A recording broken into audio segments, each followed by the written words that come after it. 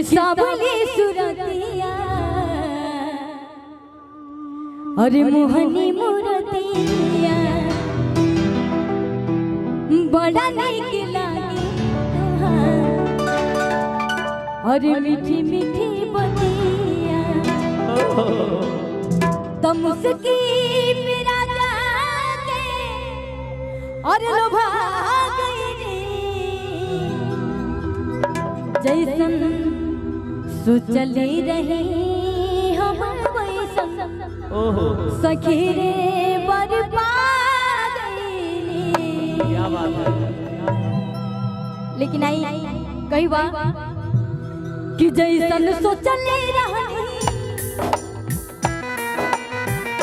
कि जैसन सोचले रहनी वैसन दिया बाबू पावर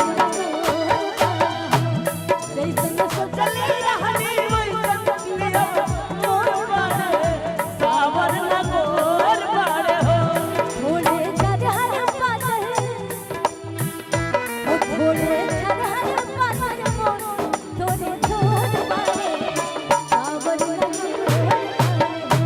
जैसन सोचले रहनी वैसन रंगना मोर बाड़ू सावर लगोर बाड़ू हो। लेकिन कई भैया जो मेरी रूह को चैन दे प्यार दे वो खुशी बन गए हो तुम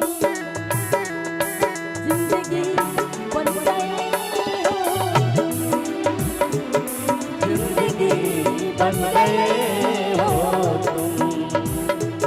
जैसन चले रहनी वैसन रंगना मोर बाड़ू सावर लगोर बाड़ू हो।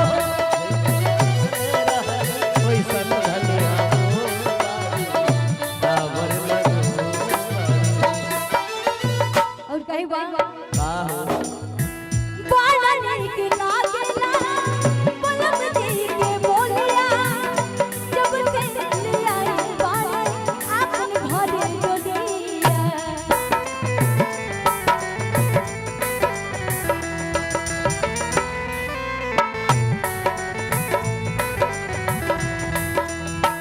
बाड़ा नीक लागेला पलम जी के बोलिया जब से लिया बाड़े आपन घरे डोलिया हो बन के हमरो जिंदगी वाह वाह वाह। हो बन के हमरो जिंदगी में आई अजोर बारे सावर लगोर बाड़ू हो। थोड़े हर पातर मोट थोड़े तोर बारे सावर ना गोर बारे हो क्या बात है भैया के तरफ से आशीर्वाद आयल बा हो। भैया को उतारो लोगन खुद ही को करके दुल्हन